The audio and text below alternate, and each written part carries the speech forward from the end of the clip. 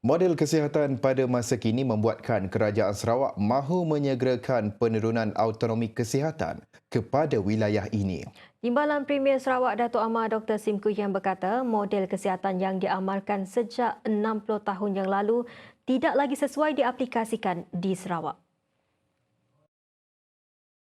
Dr. Sim turut berkata Menteri Kesihatan Datuk Seri Dr. Zulkifli Ahmad akan bertandang ke Kuching minggu hadapan bagi membincangkan lebih lanjut mengenai penurunan kuasa autonomi kesihatan kepada Sarawak. The minister is bring a delegation down to Sarawak for a meeting because this has been long standing and we're so worried and unhappy because when Dr. Sri Fadila chaired the meeting last year, I think just before the state election, all the six state election, right?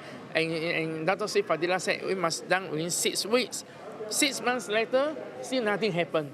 So I actually written a letter to the previous Minister of Health as well as Dr. Sri Fadila. I said, hey, if we don't meet, right, how are we going to present to the next level?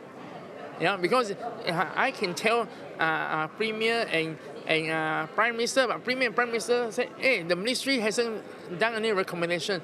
So I am very grateful that this new minister will be here next week, and so we are going to sit down. Beliau berkata demikian ketika ditemui pemberita pada majlis pelancaran buku baharu yang dikarang oleh Dato' Alfred Yap Chin Loy di Dewan Saati Ibu Pejabat Parti Rakyat Bersatu Sarawak SUPP di Kuching pada Ahad.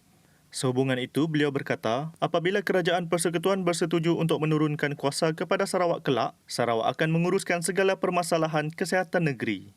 Dr. Sim yang juga Menteri Kesihatan Awam, Perumahan dan Kerajaan Tempatan Sarawak berkata, Sarawak mempunyai kepakaran yang diperlukan untuk menguruskan sektor kesihatan negeri. Beliau mengakui ianya bukan mudah kerana penurunan kuasa autonomi kesihatan kepada Sarawak melibatkan 43 undang-undang yang perlu dipindah, namun beliau optimis perkara itu dapat diselesaikan dengan kadar yang segera.